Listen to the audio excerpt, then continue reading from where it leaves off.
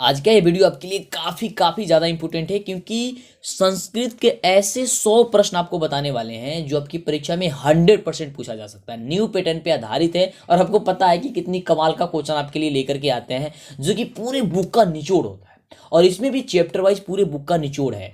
आपको तो पता है ना कि मात्र अब आपके पास कुछ ही पल बचा हुआ है एग्जाम में और फाइनल वीडियो आपकी चल रही है। तो सोच क्या रहा है, पहले लाइक कीजिए यार, मजा आने वाली है आज की क्लास में, बहुत ही मजा आएगा। लाइक कीजिए और चैनल पे पहली बार आए हैं ना तो सब्सक्राइब कर लीजिए, क्योंकि जब तक चैनल को सब्सक्राइब नहीं करेंगे तब तक वीडियो नहीं मिल पाएगी। तो फटाफट करके दोस्तों में शेयर कर दीजिए, जल्दी से कर दीजिए। आइए देखते हैं क्वेश्चन क्या करें, बहुत ही मजा आने वाली है। छोड़ करके नहीं जाइएगा, वीडियो को छोड़ करके जाइएगा काफी दिक्कत हो जाएगी। आइए देखते हैं, ये रहा आपका क्वेश्चन आपके मोबाइल स्क्रीन पे।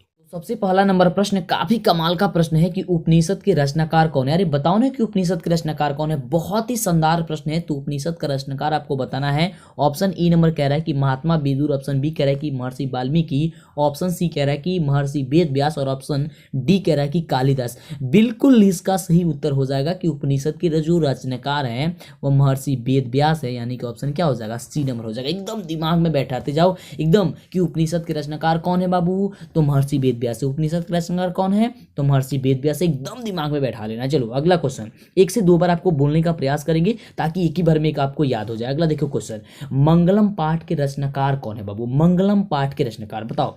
महात्मा विदुर है, महर्षि वाल्मीकि है, या फिर महर्षि वेद व्यास है, या फिर कालिदास है। अरे बिल्कुल, क्या बात है, क्या बात है, महर्षि वेद व्यास है बाबू। ऑप्शन सी नंबर हो जाएगा। एकदम दिमाग में बैठा जो कौन है, मंगलम पाठ के रचनाकार कौन है बाबू, महर्षि वेद व्यास, यानी कि ऑप्शन क्या हो जाएगा, सी नंबर हो जाएगा, महर्षि वेद व्यास है। बिल्कुल बिल्कुल बाबू, गजब, एकदम धमाल मचाना है इस साल। चलो अगला प्रश्न बताओ। एकदम भागना नहीं है बाबू, क्वेश्चन छोड़ करके जाओगे नुकसान हो जाएगा। सीधे प्रश्न आपकी परीक्षा में पूछा जाएगा। अगला प्रश्न, मंगलम पाठ में कितने मंत्र संकलित है बाबू। मंगलम पाठ में कितने मंत्र संकलित है। बिल्कुल बिल्कुल 5 मंत्र संकलित है बाबू, 5 मंत्र संकलित है, यानी ऑप्शन हो जाएगा आपका क्या चीज हो जाएगा, सीन में एकदम धमाल मचा दो, गजब का गजब का। अगला प्रश्न देखो, अगला प्रश्न, अणु से भी छोटा क्या होता है। अणु से भी छोटा क्या होता है बाबू, आत्मा। क्या बात है, क्या बात है, आत्मा होता है।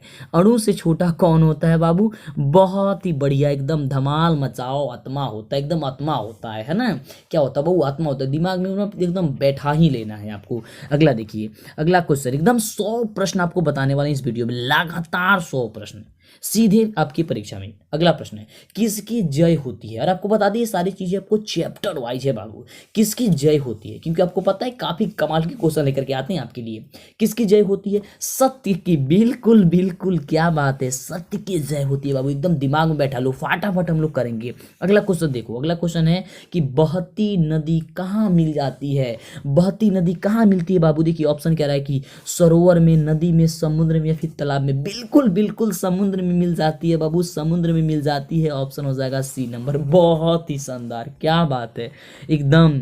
अगला देखिए, अगला प्रश्न है कि जंतु के हृदय रूपी गुफा में क्या स्थित है। जंतु के जो हृदय रूपी गुफा है उसमें क्या स्थित है बाबू, तत्व, शरीर, देवता या फिर राक्षस। तो उसमें देवता है, देवता, यानी ऑप्शन क्या हो जाएगा, सी नंबर। क्या बात है, कमाल की है ना। चलो अगला प्रश्न, एकदम खुश हो जाओ, अब आपको परेशान डरने की ज़रूरत नहीं कि एग्ज़ाम कैसा बीतेगा। अरे बहुत ही ज़बरदस्त, बहुत ही मतलब मज़ेदार बीतने वाला एग्ज़ाम। अगला प्रश्न है, ब्रह्मा को प्राप्त करने की विषय में बताया गया है। किसमें बताया गया हो, ब्रह्मा को प्राप्त करने के लिए मुंडको उपनिषद में बताया गया है। यार याद कर लो यार, क्या बात है, मुंडको उपनिषद। बिल्कुल बिल्कुल, जो बच्चे ऑप्शन डी दे रहे हैं उनका बिल्कुल करेक्ट है यार, बिल्कुल करेक्ट है, ऑप्शन डी होगा।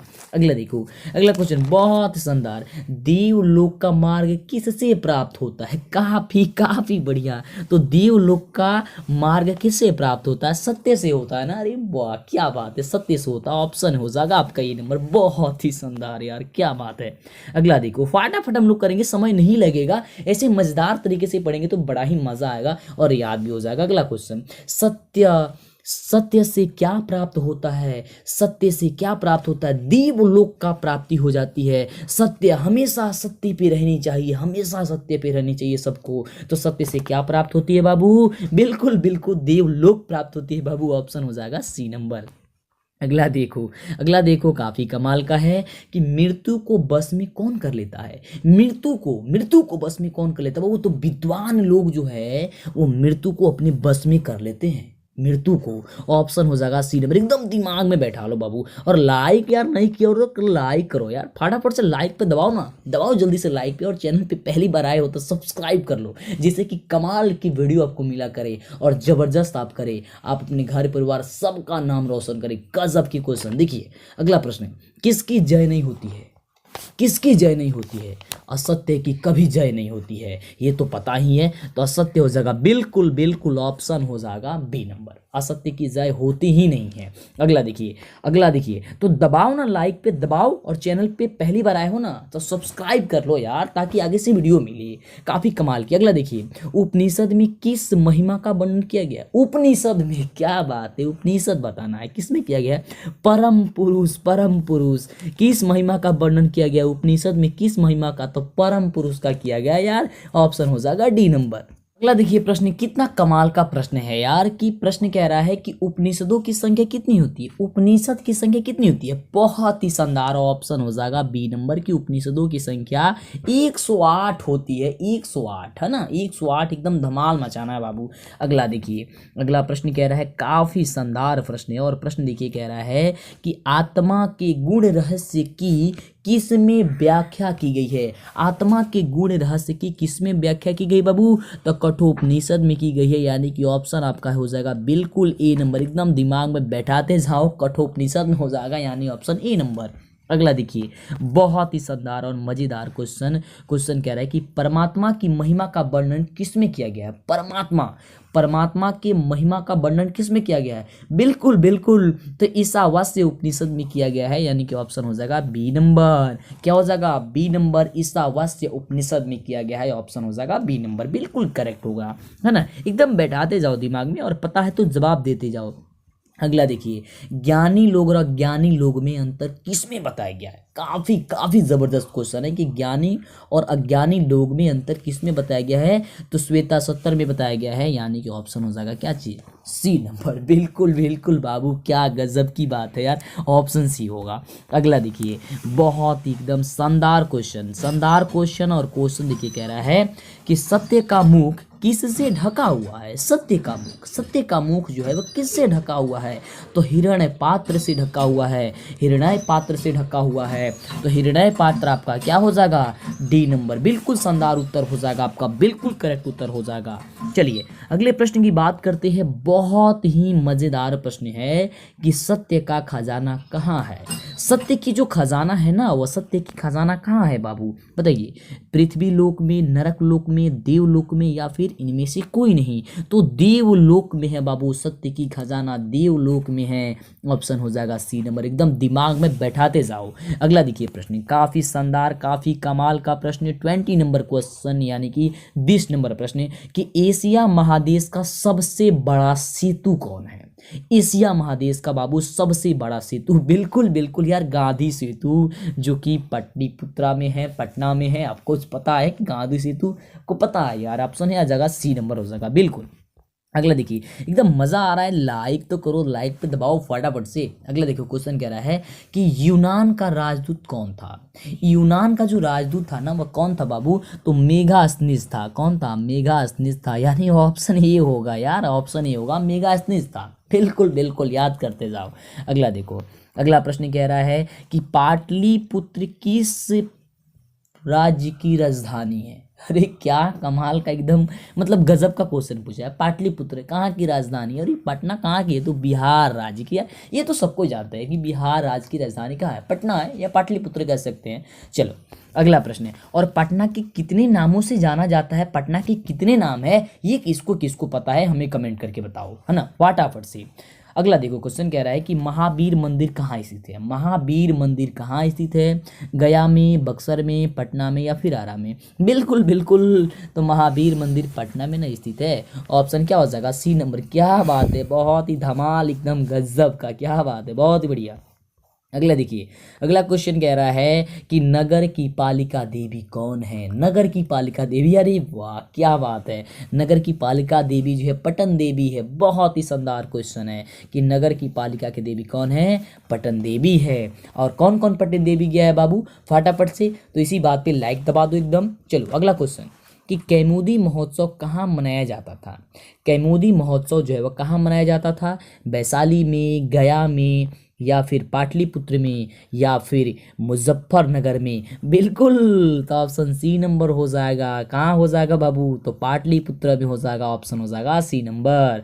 बहुत ही सुंदर। अगला क्वेश्चन देखो, क्वेश्चन कह रहा है कि किसके शासन में काल में पाटलिपुत्र की शोभा तथा रक्षा व्यवस्था अति उत्कृष्ट थी। बहुत ही सुंदर, क्या बात है, गजब का प्रश्न कह रहा है कि किसके शासन काल में पाटलिपुत्र की शोभा तथा रक्षा व्यवस्था जो है वह अति उत्कृष्ट थी। तो चंद्रगुप्त मौर्य के समय में, यानी ऑप्शन क्या हो जाएगा, बी नंबर। बहुत ही शानदार, बी नंबर बिल्कुल करेक्ट उत्तर हो जाएगा। अगला देखो बाबू, अगला शानदार क्वेश्चन कि पाटलिपुत्र का नामांतर क्या है। पाटलिपुत्र का जो नामांतर है ना वह क्या है, हरिहसपुर, या फिर हाजीपुर, या फिर पाटलिपुर, या फिर कुसुमपुर। बिल्कुल, तो क्या हो जाएगा, कुसुमपुर हो जाएगा ना, कुसुमपुर। ऑप्शन क्या हो जाएगा, डी नंबर इसका बिल्कुल करेक्ट उत्तर हो जाएगा कि पाटलिपुत्र का नामांतर क्या है, तो कुसुमपुर है, यानी ऑप्शन हो जाएगा डी नंबर। अगला देखिए, अगला क्वेश्चन काफी जबरदस्त क्वेश्चन है कि कुटिनिमतम के रचनाकार कौन है। कुटिनिमतम के रचनाकार कौन है, बहुत ही शानदार प्रश्न है। समुद्रगुप्त है, या फिर दामोदर गुप्त है, या चंद्रगुप्त है। तो पता है आपको यार कि कुटिनिमतम के रचनाकार कौन है, तो दामोदर गुप्त है, यानी ऑप्शन क्या हो जाएगा, बी नंबर। बिल्कुल शानदार, बिल्कुल करेक्ट उत्तर आपका हो जाएगा। अगला देखिए, बहुत ही शानदार क्वेश्चन कि चंद्रगुप्त किस वंश का संस्थापक था। चंद्रगुप्त जो है वह किस वंश का संस्थापक था, तो मौर्य वंश का था, यानी ऑप्शन क्या हो जाएगा, ए नंबर। बिल्कुल करेक्ट उत्तर हो जाएगा कि मौर्य वंश का था। कहाँ का था, कब का था, तो मौर्य वंश का संस्थापक है, यानी कि ऑप्शन ए नंबर हो जाएगा। अगला देखिए, बहुत ही बढ़िया प्रश्न कि सिखों के 10वें गुरु कौन थे। सिखों के 10वें गुरु कौन थे, बिल्कुल आपको पता है कि गुरु गोविंद सिंह थे। कौन थे, तो गुरु गोविंद सिंह थे, यानी ऑप्शन जो हो जाएगा वह ए नंबर आपका बिल्कुल करेक्ट उत्तर हो जाएगा कि गुरु गोविंद सिंह थे। कौन थे बाबू, तो गुरु गोविंद सिंह थे। अगले प्रश्न की बात करते हैं, तो काफी जबरदस्त और मस्त प्रश्न है कि पाटलिपुत्र का बुद्ध काल में क्या नाम क्या था। पाटलिपुत्र का बुद्ध काल में नाम जो था ना बाबू, वो नाम क्या था, बिल्कुल पाटलग्राम नाम था। क्या नाम था, पाटलग्राम था, यानी ऑप्शन हो जाएगा बी नंबर। क्या नाम था उसका, पाटलग्राम नाम था। अगला देखो, अगला क्वेश्चन काफी शानदार, जबरदस्त और मस्त प्रश्न है, फटाफट से जवाब देते रहो। पटना के किस दिशा में गंगा देवी प्रवाहित होती है। पटना की कौन सी दिशा में, क्या वह दक्षिण दिशा है, पूर्व दिशा है, उत्तर दिशा, या फिर पश्चिम दिशा में, कौन दिशा में करती है, बिल्कुल तो उत्तर दिशा होगा बाबू, यानी ऑप्शन हो जाएगा सी नंबर। क्या हो जाएगा बाबू, ऑप्शन हो जाएगा सी नंबर। अगला, क्या बात है, बहुत ही शानदार। अगला क्वेश्चन कह रहा है कि किस शासन काल में पटना का नाम पाटलीग्राम हो गया था। किस शासन काल में, बिल्कुल, तो बुद्ध शासन काल में। क्या हो जाएगा, ऑप्शन हो जाएगा ए नंबर। ठीक है, एकदम दिमाग में एकदम बैठा लो और लाइक फटाफट करो ना, फटाफट से। और चैनल पे पहली बार आए तो जल्दी से सब्सक्राइब कर लो, ताकि इसी तरह की कमाल की वीडियो मिले आपको, और एक एक वीडियो में आपको पूरे क्वेश्चन को क्लियर करा दिया जाए, मात्र एक एक वीडियो में, जिससे कि परेशानी ना हो। गोल घर कहाँ अवस्थित है बाबू, ये बता, बहुत ज़्यादा बड़ी क्वेश्चन पूछा जाता है। तो ये सबको तो पता है कि गोलघर पटना में स्थित है, तो क्या हो जाएगा, ऑप्शन ए नंबर हो जाएगा। कौन कौन बाबू पटना गया है, पटना गोलघर देखा है, फटाफट बताओ तो। बिल्कुल, क्या बात है, बहुत ही सुंदर। अगला क्वेश्चन, पाटलिपुत्र का इतिहास कितना वर्ष पुराना है। बहुत बार क्वेश्चन पूछा जाता है ये, कितना, 2500, यानी कि 2500 वर्ष पुराना। 2500 वर्ष पुराना या 2500 वर्ष पुराना, क्या हो जाएगा, ऑप्शन ए नंबर। बिल्कुल। अगला क्वेश्चन देखो, काफी शानदार क्वेश्चन है। क्वेश्चन देखिए, कह रहा है कि किस काल में पटना नाम प्रसिद्ध हुआ था। वह कौन सा काल था जिसमें पटना नाम प्रसिद्ध हो चुका था, तो आधुनिक काल में। कौन से काल में बाबू, तो आधुनिक काल, यानी ऑप्शन हो जाएगा सी नंबर।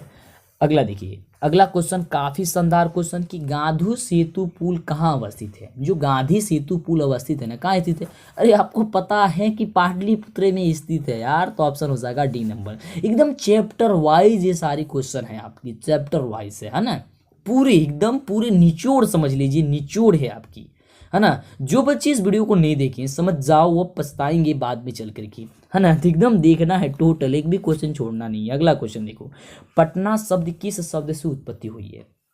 पटना शब्द की जो उत्पत्ति हुई है वह कौन से शब्द की उत्पत्ति हुई थे, आपको ये बताना है। फटाफट बताइए, पटना शब्द की जो उत्पत्ति हुई है वह कौन से शब्द की उत्पत्ति हुई। तो देखिए यहाँ पे ऑप्शन की बात करते हैं तो यहाँ पे ऑप्शन ही नहीं दिया गया है। देखिए पटना शब्द की जो उत्पत्ति हुई थी ना वो पतनाम हुई थी। किससे हुई थी, तो पतनाम हुई थी। पतनाम शब्द से उसकी जो हुई थी वो उत्पत्ति हुई थी। ठीक है, तो ये ऑप्शन आपका रहेगा तो सही होगा। यहाँ पे देखिए यहाँ पे थोड़ी सी गलत टाइप हो गई है ना। यहाँ पे देखिए अब पतनाम तो यहाँ पे है ऑप्शन नंबर, देखिए यहाँ पे जो है दोनों ऑप्शन एक सेम हो गया है ना। ये देखिए ध्यान से देखिए, यहाँ पे म होना चाहिए या तो इसमें या तो इसमें, है ना। ये थोड़ा सा मिस जो है टाइप हो गया है, इसको आप थोड़ा सा सुधार लीजिएगा। पतनाम होता है, यहाँ पे जो त है ना उसको म कर लीजिएगा। ठीक है, हाँ पटना शब्द की उत्पत्ति हुई है तो किसकी हुई है, पतनाम की हुई है। बिल्कुल बिल्कुल, क्या बात, एकदम गजब, शानदार शानदार, बहुत ही बढ़िया। अगला, पाटलिपुत्र में किस महापुरुष की जन्म स्थलीय है, पटना में। बिल्कुल यार, किसकी है, महापुरुष। तो महापुरुष किसकी है, महावीर की है ना। ऑप्शन बिल्कुल महावीर की, ऑप्शन हो जाएगा बी नंबर। अगला देखिए, अगला क्वेश्चन काफी शानदार क्वेश्चन, 40 नंबर प्रश्न कह रहा है कि मैथिली कोकिल के नाम से कौन प्रसिद्ध था। मैथिल कोकिल के नाम से जो था वो कौन प्रसिद्ध था बाबू, बिल्कुल बिल्कुल विद्यापति प्रसिद्ध थे बाबू। ऑप्शन हो जाएगा ए नंबर। बिल्कुल फटाफट से एकदम दबा दो लाइक पे और कमेंट करते रहो। अगला देखो, अगला क्वेश्चन कह रहा है, और हाँ अंतिम में जरूर बताइएगा कि आप कितने प्रश्न का जवाब दे पाए हैं। बिल्कुल बिल्कुल बाबू, जरूर बताइएगा आप, हमें पता चलेगा कि आपकी तैयारी कितनी हुई है, हमको कितनी तैयारी कराने की आपकी ज़रूरत है। और यदि आपको एक बार में नहीं याद हो पाता है तो वीडियो को पीछे करके फिर से देख लीजिए, लेकिन याद कर लीजिएगा बाबू। मैं आपसे रिक्वेस्ट करता हूँ, प्लीज़ याद जरूर कीजिएगा, आपकी भविष्य की सवाल है। अगला, अलस कथा पाठ कहाँ से संकलित है बाबू। अलस कथा पाठ जो है वह कहाँ से संकलित है, ये आपको बहुत ही शानदार क्वेश्चन है। अग्नि पुराण से, पुरुष परीक्षा से, रामायण से या फिर महाभारत से। अरे तो पुरुष परीक्षा से है ना जी, पुरुष परीक्षा से है या पुरुष परीक्षा, यानी ऑप्शन क्या हो जाएगा, बी नंबर हो जाएगा। समझ में आ रहा है। चलो अगला क्वेश्चन, अगला देखिए काफी शानदार क्वेश्चन, बहुत ही जबरदस्त क्वेश्चन है कि मिथिला का मंत्री कौन था। मिथिला का जो मंत्री था ना, एकदम चैप्टर वाइज है बाबू, एकदम लगातार, मतलब पूरे निचोड़ निकाल करके रख दिए आपके सामने, लो पढ़ लो और पास, एकदम पास ही पास है। मिथिला का मंत्री कौन है बाबू, वीरेश्वर। बिल्कुल यार वीरेश्वर, यानी ऑप्शन क्या हो जाएगा, डी नंबर। क्या बात है। अगला देखो, अगला जो क्वेश्चन है ना वो क्वेश्चन कह रहा है कि मनुष्य को कौन नष्ट कर देता है। बिल्कुल बताओ, मनुष्य को कौन नष्ट कर देता है बाबू, कौन नष्ट कर देता है। अरे आलस्य, और एक चीज जो आपके अंदर आलस लगा हुआ है ना, आप पढ़ने बैठ रहे हैं, मन नहीं करना पढ़ने का ना, तो निकाल भगाओ उस आलस को और एकदम दिखा डालो कि कुछ ही पल में, कुछ ही दिनों में आप इतनी अच्छे से तैयारी करके आप अपने परीक्षा को एकदम मतलब मजबूत बना सकते हैं, अपनी तैयारी को मजबूत बना सकते हैं, आप परीक्षा में इतने अच्छे अंक से प्राप्त कर सकते हैं। फिर कोई ऐसा हो ही नहीं सकता यार, जब आपके पास जुनून होगा ना, बहुत कुछ होने वाला। आलस को बस निकाल करके फेंक दे रहा है ना। एकदम सुबह उठो, सुबह जग करके पढ़ाई करो, है ना, बढ़िया से एकदम। और बिना देखिए टेंशन नहीं लेनी है, टेंशन लेना ही नहीं है यार, टेंशन बिना टेंशन का पढ़ना है आपको। टेंशन लीजिएगा क्या होगा, इससे तबीयत की खराब हो सकती है, काफ़ी समस्या। प्लीज़ टेंशन ना लीजिएगा, जो भी होगा सो देखा जाएगा यार, होगा सो देखा जाएगा।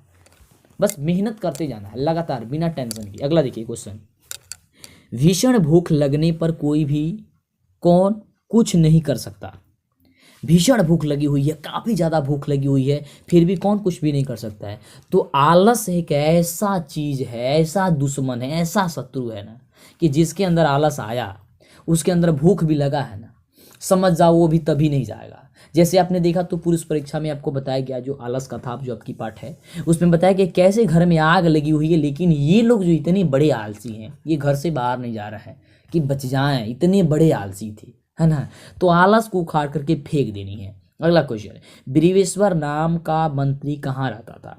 वीरेश्वर नाम का मंत्री जो था वह कहाँ रहता था, आपको पता है कि मिथिला में रहता था, यानी ऑप्शन जो हो जाएगा बी नंबर। बिल्कुल एकदम शानदार क्वेश्चन का आंसर हो जाएगा, एकदम याद कर लो बाबू, याद ही कर लो। अगला देखो, क्वेश्चन कह रहा है कि आलसियों को कौन अन्न और वस्त्र देते थे। वो कौन थे जो आलसियों को अन्न और वस्त्र देते थे बाबू। बिल्कुल यार, क्या बात है, वृषवर है। कौन देते थे, वृषवर। ऑप्शन हो जाएगा डी नंबर। एकदम बैठाते जाना, माइंड में एकदम बैठाते जाना, जो आपको बता रहे हैं सीधे देखने को परीक्षा में मिलेगा, तब कहोगे क्या सर बताए थे, अब मज़ा आ गया, मज़ा ज़रूर आएगा, है ना। चलो और लगातार क्लास देखो। अभी तक चैनल को सब्सक्राइब नहीं की हो तो अरे कर लो यार, अब कब करोगे, अंतिम मौका है। करो सब्सक्राइब और पढ़ो। जो दिक्कत होता है नीचे कमेंट में पढ़ो, बताओ। अगला क्वेश्चन, आलसी पुरुष कितने थे? आलसी पुरुष कितने थे? तो 4 पुरुष थे ना, यानी ऑप्शन क्या हो जाएगा? सी नंबर है। यहाँ पे डी नंबर में लिखा गया है ना। तो ये टाइपिंग की वजह से हुआ है। तो 4 पुरुष थे, बस इतना ही याद करके रखना है। आलसी पुरुष कितने थे? 4 थे। हाँ, चारों के चारों महा आलसी थे। वो आलसी नहीं कहते उन लोगों को, हम महा आलसी कहते हैं। वो महा आलसी थे। आलसी तो सब में रहता, आलसी तो हर सब में थोड़ा बहुत तो रहता ही है, लेकिन वो आलसियों को आलसी थे, वो मतलब महा आलसी था सब। हाँ, अगला देखो क्वेश्चन, अलस कथा पाठ में किस दोष का वर्णन किया गया है? अलस कथा पाठ में किस दोष का? अर्थ का, धर्म का, आलस का? कोई नहीं, बिल्कुल आलस का ही किया गया ना। बिल्कुल, क्या बात है, बहुत ही शानदार। तो आलस क्या हो जाएगा? बिल्कुल करेक्ट उत्तर हो जाएगा, एकदम मज़ेदार। हाँ, मज़ा आ रहा, बिल्कुल मज़ा तो आएगा, काहे नहीं मज़ा आएगा। हाँ, अगला क्वेश्चन, मैथिल कवि कौन था? मैथिल कवि जो था ना, वो कौन था बाबू? तो विद्यापति था। क्या बात है, बहुत ही शानदार, एकदम गजब, विद्यापति था बाबू। ऑप्शन हो जाएगा सी नंबर। अगला देखिए, शानदार क्वेश्चन। हम लोग 50वें नंबर क्वेश्चन पे पहुंच चुके हैं, बस और 50 क्वेश्चन है। 50 क्वेश्चन अपनी जाना। क्वेश्चन देखिए, अलस कथा किस प्रकार की कथा है? अलस जो कथा है ना, वो किस प्रकार की कथा है, आपको ये बताना है। व्यंग्यात्मक, हास्यात्मक, करुणिक कथा, या फिर उपयुक्त? कोई नहीं, बिल्कुल यार, क्या बात है, बहुत ही शानदार बाबू, व्यंग्यात्मक है। क्या हो जाएगा? ऑप्शन ही नंबर, बिल्कुल बिल्कुल शानदार यार, मजेदार, जबरदस्त क्वेश्चन का आंसर है ना। चलो अगला क्वेश्चन, अलस कथा पाठ के लेखक कौन है? अलस कथा देखो, एकदम निचोड़, पूरी बुक का निचोड़ निकाले हैं। को पता है ना कि कहीं से क्वेश्चन आ सकता है, लेकिन हम ऐसे आपको बताएंगे ना जो पूछ नहीं सकता उसे बाहर से। जितना क्वेश्चन बनने वाला था सारा क्वेश्चन निकाल करके निकाल लिया, एकदम निकाल लिए उसमें से, है ना। तो क्या हो जाएगा इसका? विद्यापति। इसलिए बोलते हैं हमारा एक भी वीडियो मिस कीजिएगा तो बड़ा गड़बड़ हो जाएगा। प्लीज़ सब वीडियो देखिए एक एक करके। अगला देखो क्वेश्चन, अलसशाला में आग क्यों लगाई गई थी? आखिर क्या कारण था कि अलस कथा में, मैंने अलस कथा जो चैप्टर है उसमें जो कहानी आप पढ़ रहे थे उसमें क्यों लगाया गया था? तो आलसियों की जांच करने के लिए थी। क्योंकि काफ़ी ज़्यादा लोग जब होता है ना, किसी इंसान को या किसी को भी कुछ ज़्यादा दो ना, तो वो उसका मतलब कि भाव बढ़ जाता है ना। वही चीज़ हो गया था। अब फ्री में भोजन मिल रहा था तो ये सब लोग अब आलसी बन गए। वैसे भी यार सब कोई को होना ही चाहिए, और ये गलत चीज़ है ना। चलो अगला क्वेश्चन, अलस कथा पाठ में किस महत्व का वर्णन किया गया है? कौन से महत्व का वर्णन किया बताइए?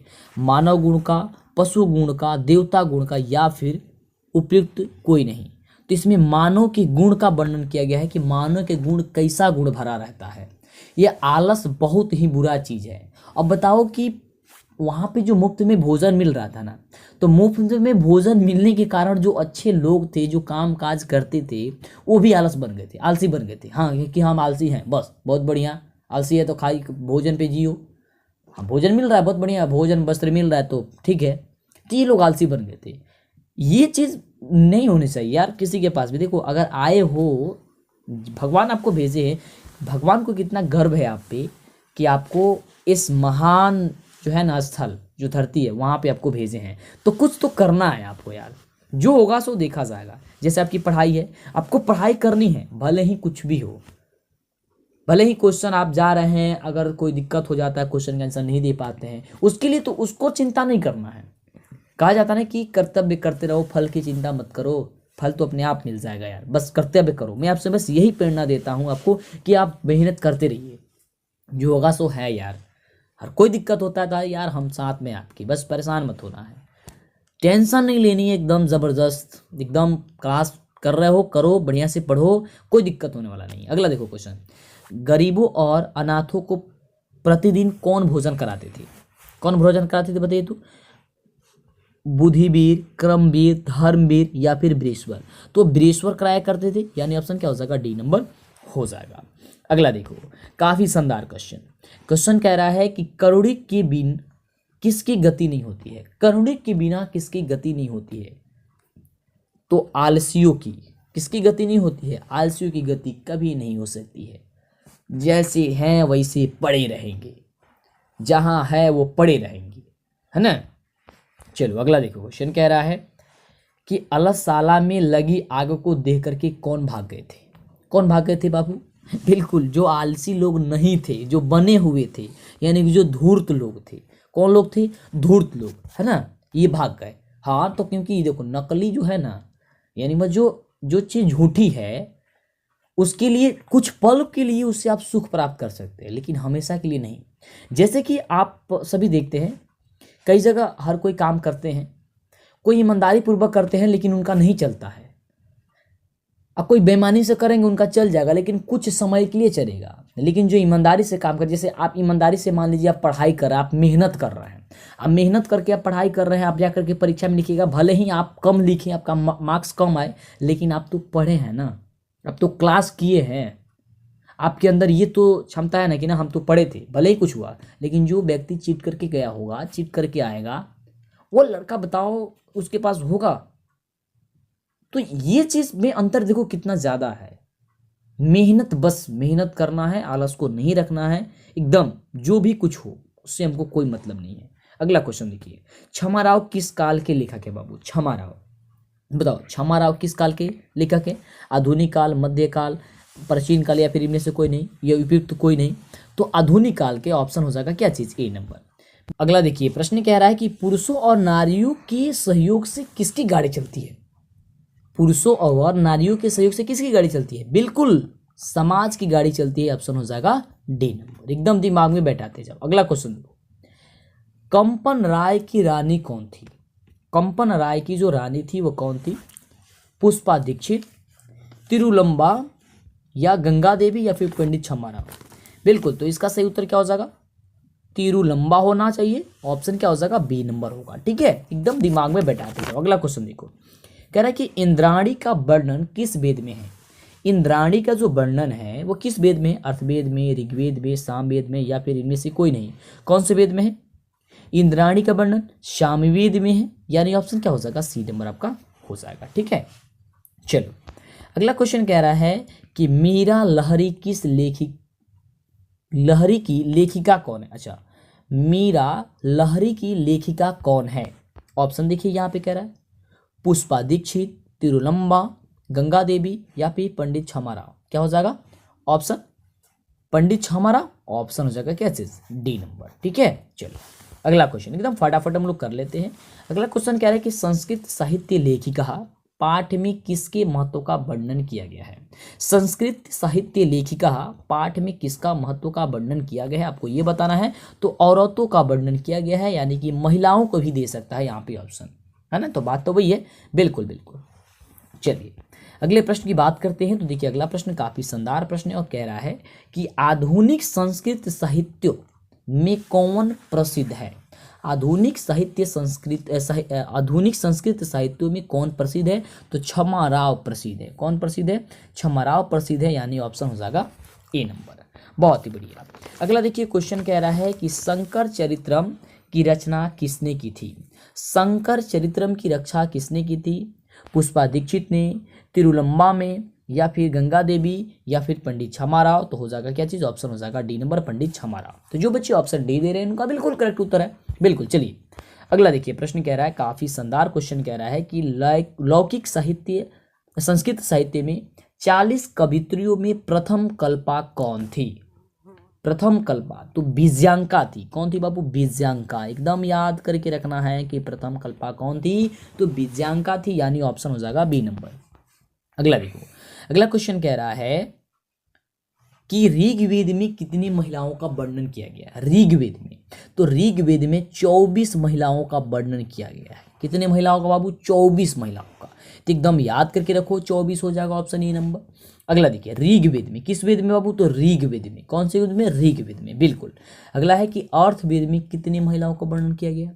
अर्थवेद में, तो अर्थवेद में जो है वह 5 महिलाओं का वर्णन किया गया है। कितने महिलाओं को? 5 महिलाओं को। ऑप्शन क्या है? तो बी नंबर में। तो बी नंबर क्या हो जाएगा? बिल्कुल करेक्ट उत्तर हो जाएगा। अगला देखिए बहुत ही शानदार क्वेश्चन है और क्वेश्चन कह रहा है कि अच्युत राय की रानी कौन थी? अच्युत राय की रानी जो थी वो कौन थी? तो तिरुलंबा थी, यानी ऑप्शन क्या हो जाएगा? D number. बिल्कुल बिल्कुल ऑप्शन हो जाएगा डी नंबर। एकदम शानदार क्वेश्चन।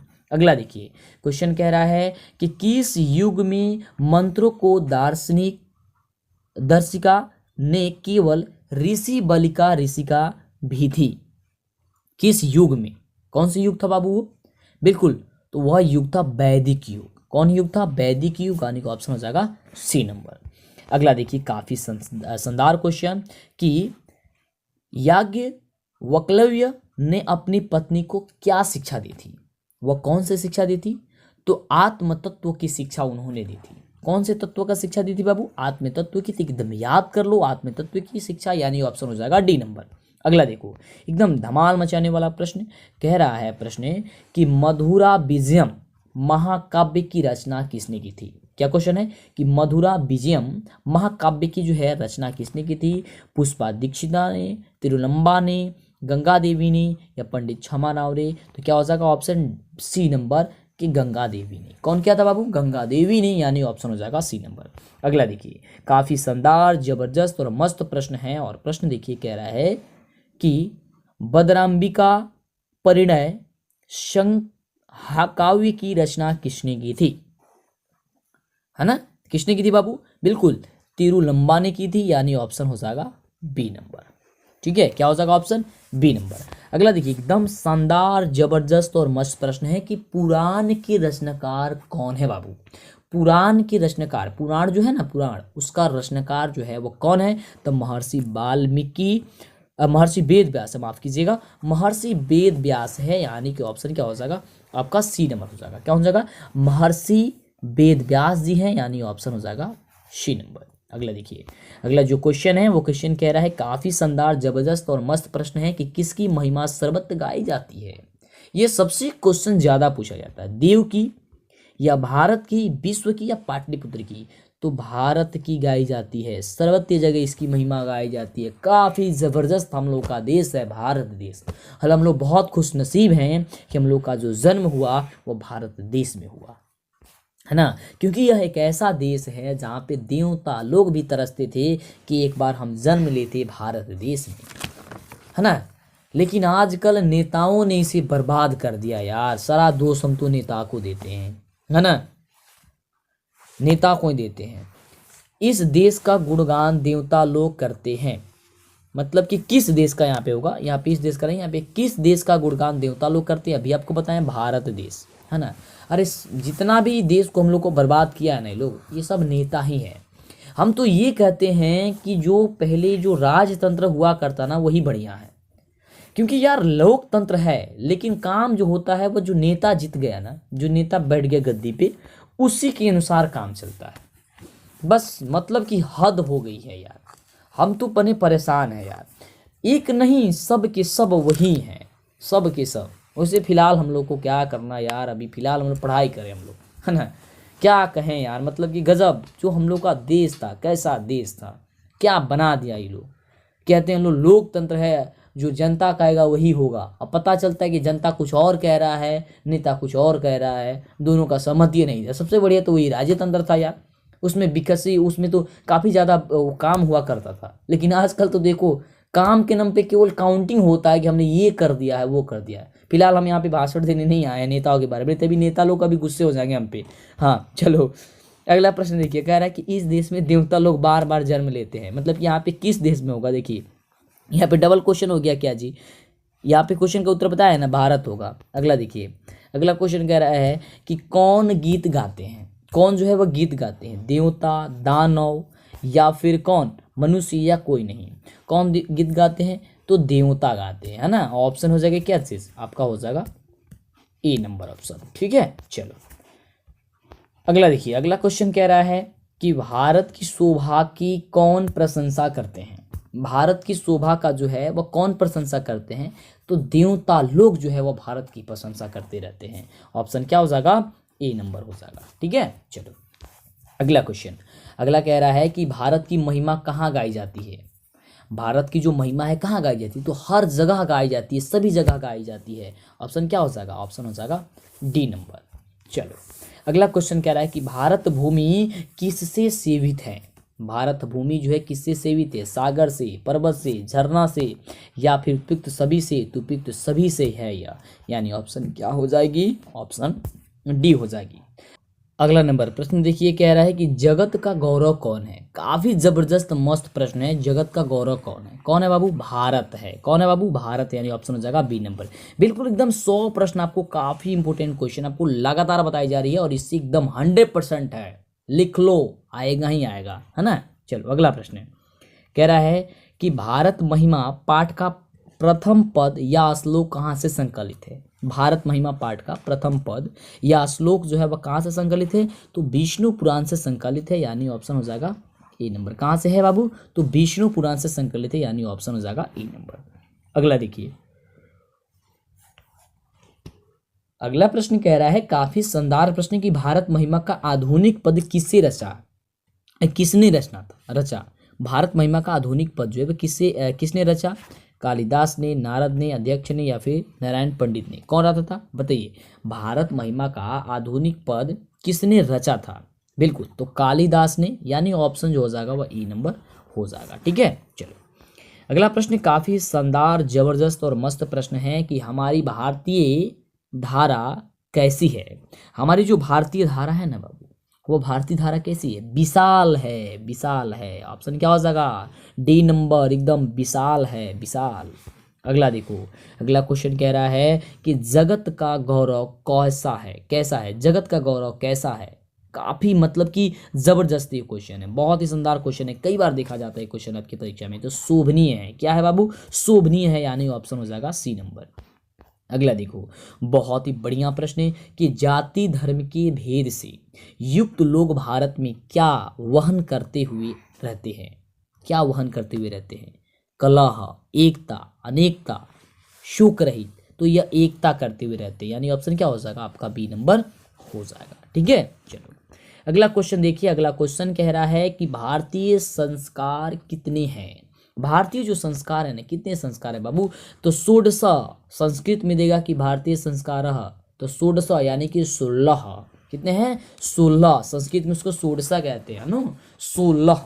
तो 16 भी दे सकता है, इसलिए आपको हमने संस्कृत का भी नाम रख दिया, ताकि अगर आता है संस्कृत में भी तो आप उसे लिख दीजिएगा। तो वैसे तो ये संस्कृत का ही है, तो संस्कृत में ही हिंदी पूछा जाए, मतलब हिंदी के भाव से पूछा जाता है। ऐसा नहीं है कि हिंदी का ही है, नहीं, संस्कृत का ही है ये, है ना। तो इस संस्कृत में आपको थोड़े से हिंदी वाला ही पूछा जाता है अधिकतर क्वेश्चन, ताकि परेशानी नहीं हो। अगला देखिए, क्वेश्चन कह रहा है कि सीमांतोन्नयन संस्कार किस संस्कार में गिना जाता है ना। ये कौन सा संस्कार में गिना जाता है बाबू? शिक्षा संस्कार में, मृत्यु के बाद संस्कार में, या जन्म पूर्व संस्कार में, या फिर विवाह संस्कार में? फटाफट जो है आपको इसका जवाब देना है कि यह कौन से संस्कार में जो है वो काउंट किया जाता है। तो जन्म पूर्व संस्कार में किया जाता है जी। ऑप्शन क्या हो जाएगा? ऑप्शन आपका सी नंबर होना चाहिए। ठीक है, चलो अगले प्रश्न की बात करते हैं। अगला प्रश्न कह रहा है कि शिक्षा संबंधी कितनी संस्कार है? शिक्षा संबंधी कितने बाबू? तो क्या हो जाएगा? ऑप्शन आपको बताना है, क्या हो जाएगा आपका? ऑप्शन सी हो जाएगा। क्या हो जाएगा? ऑप्शन सी हो जाएगा 5। ठीक है, चलो अगला क्वेश्चन बहुत ही शानदार क्वेश्चन है, और क्वेश्चन कह रहे हैं कि बचपन में कितने संस्कार होते हैं? बचपन में क्या वह 2 होते हैं, 4 होते हैं, 5 होते हैं, या 6 होते हैं? बचपन में कितने संस्कार होते हैं? तो 6 संस्कार होते हैं, यानी ऑप्शन हो जाएगा 6, यानी ऑप्शन हो जाएगा डी नंबर। चलो अगला क्वेश्चन कह रहा है कि संस्कारों का मौलिक अर्थ क्या होता है? संस्कारों का मौलिक अर्थ क्या होता है? समारोह का आयोजन, लोगों का सम्मिलन, या दोष दूर होते हैं तथा गुणों का निर्माण होता है? तो ऑप्शन क्या हो जाएगा? डी, सी नंबर हो जाएगा। अगला देखिए, बहुत ही शानदार क्वेश्चन है, और क्वेश्चन देखिए कह रहा है कि भारतीयों में संस्कार से किसका निर्माण किससे होता है? मतलब कि भारतीयों में संस्कार से निर्माण किससे होता है? बहुत ही बढ़िया क्वेश्चन है, क्वेश्चन को समझिएगा। भारतीयों में संस्कार से किसका निर्माण किससे होता है? तो इसका जो आंसर हो जाएगा आपको व्यक्तित्व से होता है। किससे होता है? तो व्यक्तित्व होता है, यानी ऑप्शन हो जाएगा क्या चीज़? बी नंबर हो जाएगा। अगला देखिए, प्रश्न कह रहा है कि वेदों की पढ़ाई करना किस संस्कार के अंतर्गत आता है? और सबसे ज़्यादा बार ये क्वेश्चन पूछा जाता है। क्या क्वेश्चन है? कि वेदों की पढ़ाई करना, इसका उत्तर क्या हो जाएगा आपका? ऑप्शन हो जाएगा डी नंबर की शिक्षा। कौन से संस्कार में आता है? शिक्षा संस्कार में आता है। तो फटाफट से ये हम लोग 94 नंबर क्वेश्चन पे पहुंच चुके हैं। और अभी तक लाइक और चैनल पे पहली बार सब्सक्राइब नहीं किए तो फटाफट दबाओ यार, लाइक क्यों नहीं दबाते हो? लाइक दबाओ सबको ही, हाँ। और चैनल को सब्सक्राइब नहीं किया ना तो कर लो, जल्दी से कर लो, बिल्कुल कर लो, फटाफट से कर लो। अगला देखिए, क्वेश्चन कह रहा है कि संस्कारों को कितने भागों में बांटा गया है? जो संस्कार है ना बाबू, उसको कितने भागों में बांटा गया है? 2, 4, 5 या 6?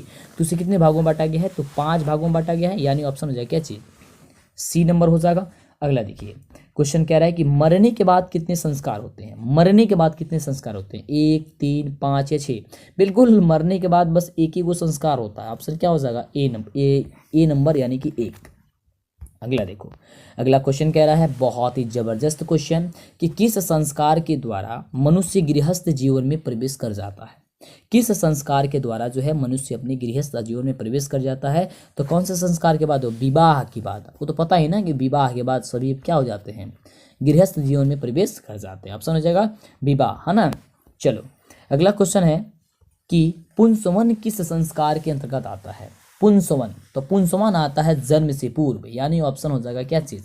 ए नंबर। कौन से? पुंसवन जो होता है वो जन्म से पूर्व आता है। अगला देखिए, अगला क्वेश्चन कह रहा है कि अंत्येष्टि संस्कार कब होता है? अंत्येष्टि संस्कार जो होता है वह कब होता है? तब मरने के उपरांत होता है, यानी ऑप्शन क्या हो जाएगा? सी नंबर हो जाएगा। अब ये रहा है आपका सेकेंड लास्ट क्वेश्चन कि अक्षर आरंभ करना किस संस्कार के अंतर्गत आता है? बताइए फटाफट से। बिल्कुल, तो शिक्षा के अंतर्गत आता है, यानी ऑप्शन हो जाएगा डी नंबर।